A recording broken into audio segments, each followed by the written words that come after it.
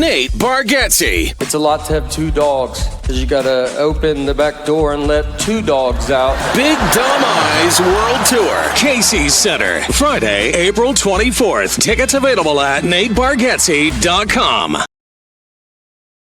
What's up? I'm Jake Bren with Bigger Than 12, joined by my co-host Derek Duke, where every Sunday we break down the Big 12 Conference. We'll recap the full day in the Big 12 and look ahead to next week. We talk a lot of Iowa State, but it's not just Cyclones. We go from Morgantown to Salt Lake City and everywhere in between. Be sure to check out Bigger Than 12 every Sunday here on Iowa Everywhere. Ben Bruns, Aiden Wyatt, breaking down everything from this week's Cyclone game. This is Cyclone Sunday, presented by Channel Seed, and best enjoyed with a carbless, premium handcrafted cocktail. From the Channel Seed Studios, this is Cyclone Sunday. What is up? It is Cyclone Sunday here on November 2nd, 2025. Iowa State drops their fourth straight, this time Arizona State 24-19. In one of the weirder days in Jack Trice history, maybe one of the worst ones in my recent memory, in terms of weather, the actual game, and of course the Ben Bramer situation. That was obviously a little terrifying, to be quite frank, for me. Yeah, I mean, you know, without knowing what's going on there, right, and being able to see anything. At one point, they were digging through the bag, and I saw them run, and I thought they had paddles. You know, same thing went through my head in the press box. You know, you don't know. We still don't know anything. We know that he got discharged from the hospital last night. Yep, but yeah, scary moment thinking about him and his family. And Chris Williams made a good point right after. It's like, well, I guess we just scrape him off the field and expect everyone to go out there and continue playing. And whether it was fair to Rocco Becht to have to throw a pass in the very next play, unfortunately it's an interception.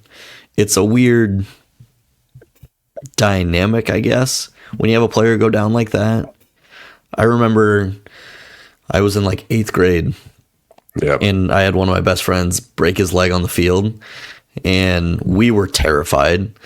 You know, it wasn't anything life-threatening, but that was a junior high football game that I was, you know, my mind was off. This is a different level of, it's a different stage, a different level of brotherhood. It's really tough to go out there and play after something as scary as that happening. Yeah, so probably this brings up our nostalgia moment. You know, I had an experience similar to this when I was playing, and one of our teammates at practice went down, and like bad, like not moving, like you know, call the ambulance, paramedics involved, and you know, this was back when Coach Mack was just getting the program turned around or was working on it. It was 97 or 98, 97. And, you know, we got him loaded up, headed out, and, you know, the drill just moved, right, while they were finishing working on him. And like we were supposed to go back at it, right? And it was, I mean, hardcore, like one of those things where literally everybody in the on the team was like, this is crazy. Why are we doing, you know, and players only meetings and stuff like that. And you know, to imagine that in a game situation, where, you know, there's no choice about anything. You just got to go put your hand back down on the ground is crazy. And I hope that those guys had more understanding of Ben's condition than we did as fans. You know, I didn't see him do a thumbs up as he left the field. I didn't see anything, right? But I could tell there weren't medical staff next to him as he went off the field, which was good, right? There wasn't somebody trying to help him breathe or any of that. Like, clearly he was in a stable condition as they rolled him off the field. But it's like, man, I can't imagine the feelings of those guys, and everybody in the stadium had the same sort of vibe of like, two things. One, is any of this worth it? And two, and like, I'm in construction, and if somebody gets hurt on a project because it's a dangerous business, that's not something that's normal or acceptable, and there's no point in anybody going to work that day if somebody gets hurt in a way that threatens their life, right? Yep. And so to have that happen on a football field, is so, it's just not normal, right? It isn't something that we see this is a relatively safe sport, especially in comparison to when I played or before that, where, paralysis was such a thing because we taught the wrong things in terms of how to tackle people. Mm-hmm. But this game has gotten much. It's so shocking to have a situation like this where, there's a hit that caused Ben to go to the hospital. And I'm glad that he's up and around and we'll know more about it soon. But he went home last night, according to the report. So that's a real good thing. Yep. Like I said, we're thinking about Ben Bramer and his family and all his close ones. And of course, everyone on the team for having to go through something like that. Facts. Before we move on to the actual game, I need to say that we are presented by our friends at Channel C. They have been on board with Iowa Everywhere since pretty much day one. They've been here on Cyclone Sunday the entire 3 years now. I think this is year 3 that we're doing this. They've been on board with us. We appreciate all of the Channel Seedsmen as they wrap up harvest. Let's get into the actual game. Do you want to start with positives or negatives?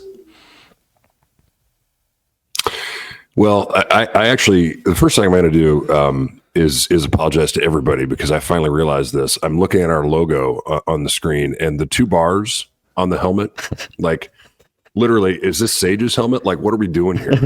I really feel like that should be a full cage, Aiden. If we're going to do this broadcast today, that should be a full cage because that's kind of how this feels right now. This feels a little bit like a fight, and it's. At least you have the right equipment for it. But anyway, let's you lead the way, and I'll follow. How about that? Oh man, unfortunately I think we have to start with the negatives and then we'll end on a positive note.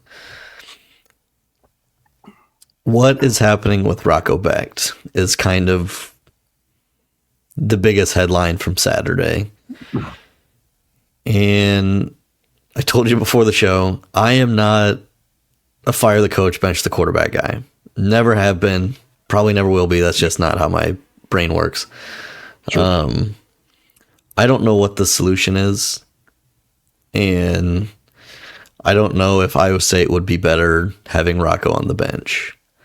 I really don't know what the answer is. But if you look at Rocco's first 5 games, 65.8% completion percentage, 220 yards per game, 7 touchdowns, 2 picks, 9.2 yards per attempt. Got that? Last 4 games, 58.8% completion percentage, 254 yards per game, which means Iowa State's been playing from behind quite a bit more the last 4 games probably. 4 touchdowns, 5 picks, 6.6 yards per attempt. So that's 9.2 down to 6.6. That's the biggest thing that stood out to me. Obviously, the interceptions and touchdown ratio is a bit off, but yards per attempt is really what shocked me reading that. Yeah. Well, and I think, I want to also couple this with one of the really great stories I think that's happening at Iowa State right now, which is I think this offensive line is playing really good football. We're one pass protector away from an elite level offensive line. Right now, there's some stuff that gets through that shouldn't in pass protection, and maybe that's part of the Rocco equation. But I think this is the best that I've seen an offensive line play under Matt Campbell, and couple it with a defensive line that I think is playing fantastic football too. So you're winning up front on both sides of the ball. And to lose games, because your passing game's not good enough. It's just not. And your pass defense isn't good enough. And, or run support from the safety level because and corner tackling, right? I mean, when Iowa State's defense is really good, it's tackling really well with its corners and safeties because of the way it's set up. And that's just not happening consistently right now. So, front end is good on both sides. Back end is not good on both sides, or not consistent enough. And, I don't know. I will just tell you this. I felt like whether it was the wet ball, and that very much could be it, right? I mean, some of those throws that were missed weren't close, but they weren't close in ways that make you wonder if he's struggling to hold on to it because it's slipping in his hands. And Rocco doesn't have huge hands, right? Some quarterbacks are gifted with really big mitts. Others aren't, and Rocco doesn't have big hands. Maybe that's part of it. Maybe it's just a situation of the day. I certainly don't think, again, there's a mental thing for him. I just think it's not, the execution's not good enough, right? And, the site that I looked at, right, Sims QBR was 121. If Rocco's QBR is 121, we win the game, and we probably win it by 2 scores. But that's just not what's happening right now, and the coaches can figure out what's going on there. That's not for you or I. I do just think that's a very difficult position to be in, because here's a guy who's a leader on your football team. He takes responsibility for things that probably go beyond even what he's responsible for, and that's what leaders do. And I'm sure Rocco, I don't know the answer, because I can tell you that on Saturday when we went out there, I'm like, well, we better run the ball and win the game, or we may not win the game, right? Because that's just where we're at right now. That's just how this game is going. And you get into a certain circumstance where you don't have the ability to do that. But I flip it around the other way and say, I think as big of a story in this game about that is the fact that when Arizona State went empty, and they did it 3 times in the game to my recollection. Okay, they did it on the first series, they did it on the long scoring play, and they did it to ice the game and pick up a first down. When they went empty, Iowa State emptied everything at the linebacker level and the safety over the top. Everybody bailed into the edges to cover the wide receiver alignments. And we had 4 down linemen for the first 2 times they did it, right? So third play of the game, they do it, and we get a tackle for loss. But we've got 4 guys lined up against 5 offensive linemen and a quarterback who wants to run the football, and nothing over the top of it. And I'm just like, whoo, buddy. Like if you don't, like if they get a crease of any kind, this is going to be a big play. And so we somehow, Cooper Ebel got him on the ground, who, by the way, had a phenomenal day. The second time they did it, they hit a home run.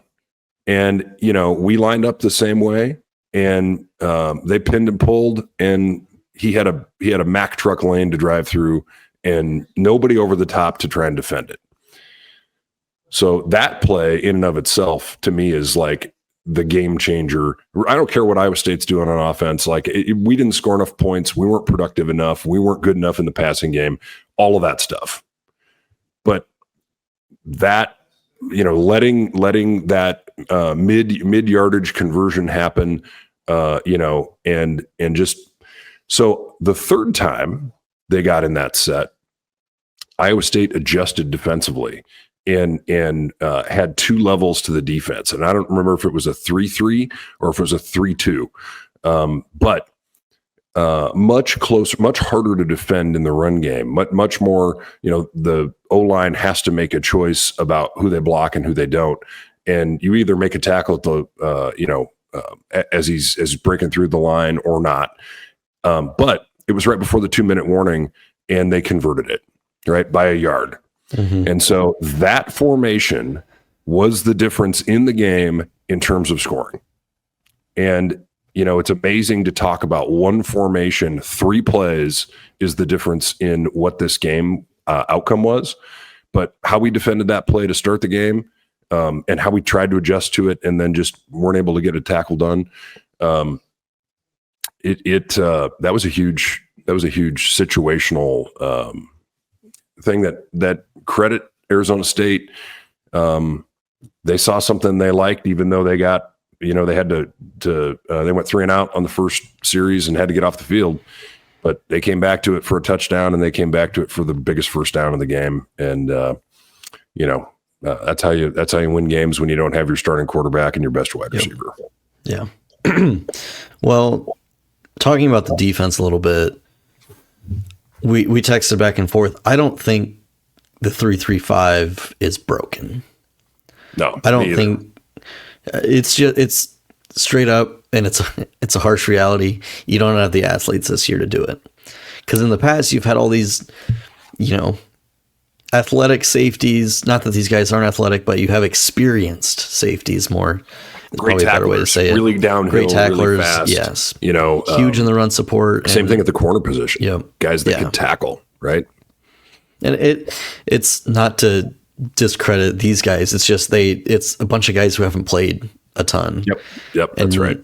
The last, 5 years, Iowa State safeties have kind of had this sixth sense of everything that is happening on the field for the most part. When you bring in a new guy, it shuffles everything. And when you bring in 3, 4, 5 new guys, it's a totally different dynamic that, has obviously changed everything for this Iowa State defense. But I don't think you just straight up abandon the 3-3-5 yet. I agree with you. And I think Iowa State's doing a lot of interesting things. I mean, Caleb Bacon gives you the ability to play with a fourth down lineman, who's really athletic and can take on a block one-on-one from that linebacker. Iowa State's linebackers, are not the problem either, right? They're playing the part. They're making TFLs. They're getting wide. They're getting deep. It's just that the run support, the run support and the deep middle, passing game, and it really depends who's playing corner, right? Like, because if one of the really inexperienced guys is at corner, then a defense can pick on you with outside balls in that part of the field too. So it's just not having enough guys, as you said, in those positions that have played a lot of football, and such is life. I think it's just going to be the way of it. But again, if Iowa State aligns a little bit differently and gets a more balanced look and gets somebody on the ground, doesn't let a 70+ yard run play on third down go, I think we're talking about a different outcome potentially. So, the game will be different because Arizona State will play more aggressively and. But I just think, to me, the third down completion percentage for Iowa State is the problem. Yeah. So in the 4-game losing streak, Iowa State has completed 13 of 53 third downs. In the first 4 games, in the first 5 games, I don't have the exact numbers, but that's a percentage. That's 49.2% to 24.5%. You are slicing your possessions in half right there. Yeah. And is it first down production? Is it second down production? Iowa State still has almost 20 first downs in the game. I think 2 games ago, or the last couple of games, Iowa State's had way more than 20 first downs, right? So it's not they had 21 on Saturday. There you go, right? And so, 20 first downs is a metric that we look at a lot to say, are you winning or losing? If you get 20 plus first downs, you have a really good chance to win. The problem is if you're that, you have that many third down situations and you're converting so few of them, it's just you're getting big plays and then you're getting nothing, right? And, it's really easy when you've got somebody, in third and medium and third and long consistently where it's hard to convert that way. And so, Iowa State's offense is kind of feast and famine right now. And, I think that explains why the red zone production is so limited, right? Yeah. Because you were making big plays, but then not converting in the red zone to win games. And so, this is a hard season. We haven't seen a season like this in a long time at Iowa State. This is one of those frustrating moments that, seem a bit inexplicable. And, maybe it's the schedule, maybe it's the, maybe it's just the intensity of league play, the injuries. But this Iowa State offensive unit should be more effective in passing the football. The running game is there. And I'm sure they're, situationally, our running game was really good when Arizona State's 2 D-line was in. Like really, really, really good. And then their 1 D-line goes back in and it's harder to run the football. Well, that's life, right? That's just how it works. But I'm really proud of the season that a guy like Jim Bonfas is having. I think he's having a hell of a year. And, he would probably say he could give 2 hoots about that. Because it's about winning and that's how it's supposed to be. And so,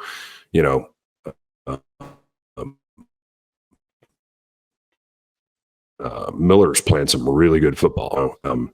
I just think that you want to talk about Black enough, right? He's been great. So this offensive line and Trevor Burr has got back into this thing and is playing some darn good football. So, I just think, there's so many good things happening with that group. And, that gives you a chance to win every game.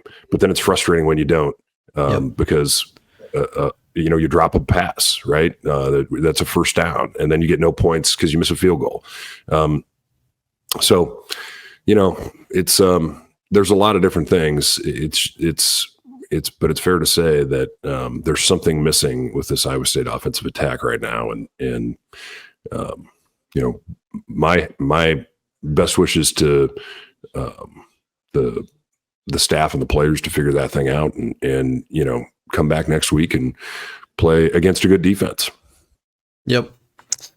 Well, let's get into our Wyckoff Heating and Cooling Comfort Player of the Game. Wyckoff Heating and Cooling, family owned and operated over multiple generations. We love to work with great Iowa companies here on Iowa Everywhere, and they are a great example. They're not part of a national chain or private equity group like so many other heating and cooling companies that claim to be local. Wyckoff customers have trusted them for generations, and they achieve that by not being full of gimmick or misleading free offers, just straightforward, honest solutions you can trust. For peace of mind on your roof, choose Wyckoff Heating and Cooling. Visit wyckoffcomfort.com.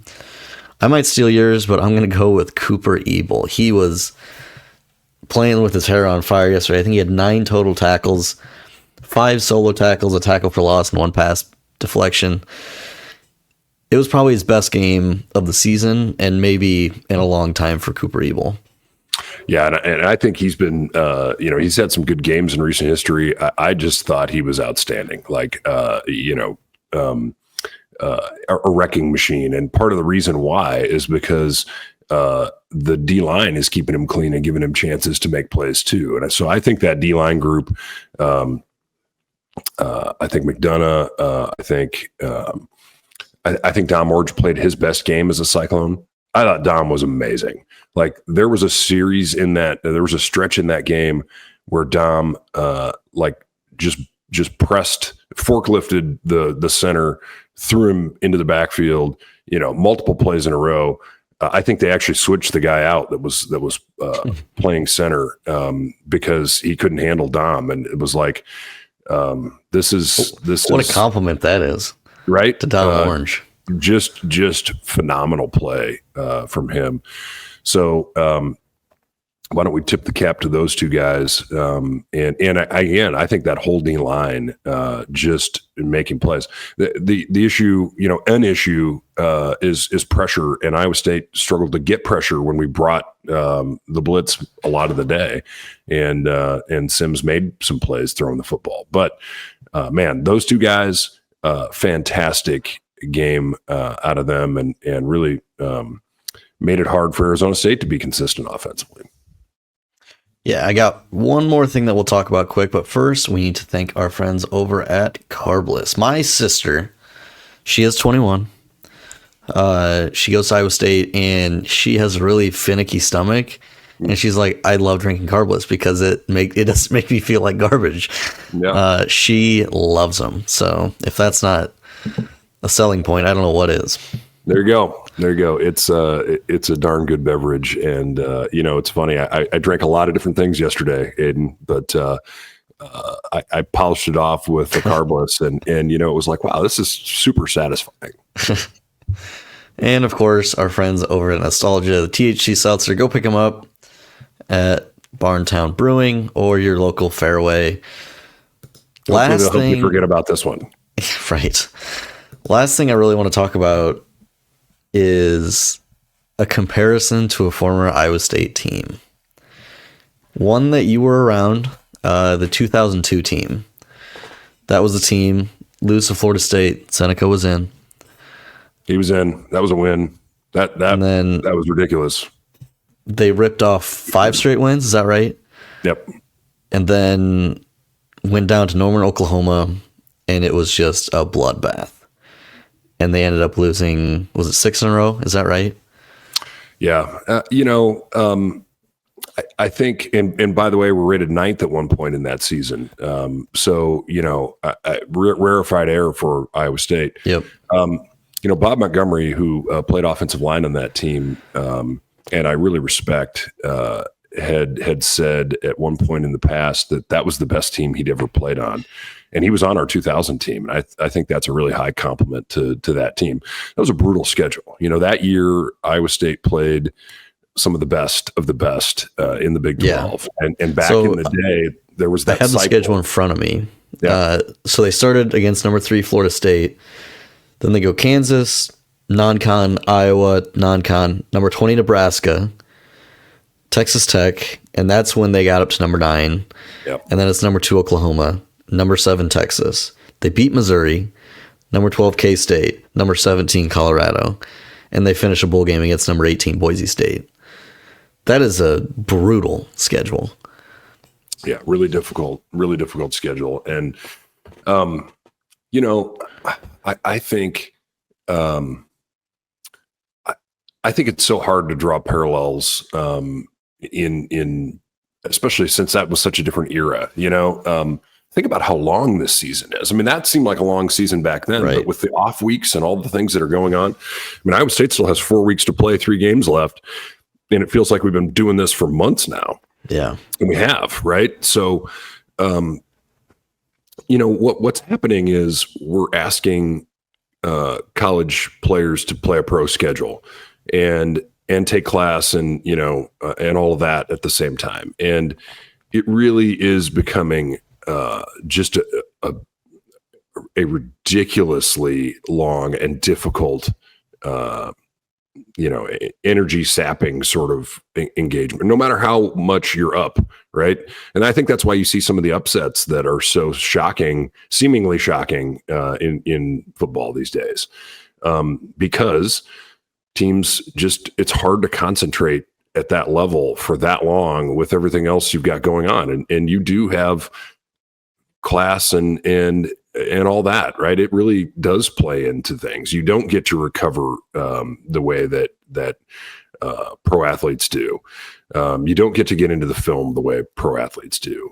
And so, but yet you have the pressure, right? You're getting paid a lot of money in some cases. You could have been getting paid even more money in other cases, right? And you chose to stay at Iowa State because you're passionate about it and you love it.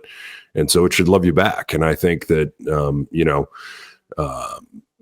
I don't know what that situation's like. And I think that the landscape is different enough from, 2002 to try and compare the two is projecting, a stretch that hopefully Iowa State can win a couple of these games down the run here. And then you see what else can happen, right? There were a great group of recruits there, and including Donovan McNabb was actually at the game. Oh, really? I missed that. Yeah. There's just so many good things happening around Iowa State football, and it's frustrating to have an outcome like the one we had yesterday. I just have a lot of faith and confidence in the people that are leading it, and it's going to be okay. But we all got to chill out and just go about our week and let them worry about going about theirs, and we'll see what happens next, because we all had expectations, and frankly, I'm probably as much to blame about any of this, calling for Rocco to get the Heisman a few weeks ago. And you know what? He was playing in a way that I felt like that was absolutely there should have been more conversation about it, right? So when you're on the flip side of that coin, it doesn't feel as good. But the person's still the same, the ability is still the same, the want to still the same. So let them go through the rough patch and figure it out, and whatever needs to be done along the way as they all look at the tape and figure things out, and they'll work through. It's going to be okay. Absolutely. I think that's a great place to get out of here. One last thing, though, hearing from some former players, I think they would appreciate a lot of support. This is not easy for them to go through something like this. On one of our Cyclone Fanatic shows, Gyro Brock is like, they need the fans so bad right now. And, it's not easy being an Iowa State fan. That's really right. Yep. And here's I thought the crowd was outstanding on Saturday. I was worried when I showed up at the lots. There weren't a lot of people out there, but man, the stadium really filled up, and it was a great environment for football in spite of the rain and all this stuff. Mm-hmm. And so, I just to the extent we can all just, hey, look, we're not where we want to be. It's okay. We're still going to rep our institution proudly and support our team and the players on it, and and this coaching staff that has proven to be truly outstanding, and just let them do their job, and we'll see what happens, right? But we'll show up and cheer. Yep, 100%. All right, Bruns, thank you as always. It's a pleasure to sit here every Sunday with you here on Cyclone Sunday. From the Channel Seed Studios, thank you to Carbless, Nostalgia, Wyckoff Heating and Cooling, and of course our presenting sponsor, Channel Seed. We will see you next week for another edition of Cyclone Sunday right here on Iowa Everywhere.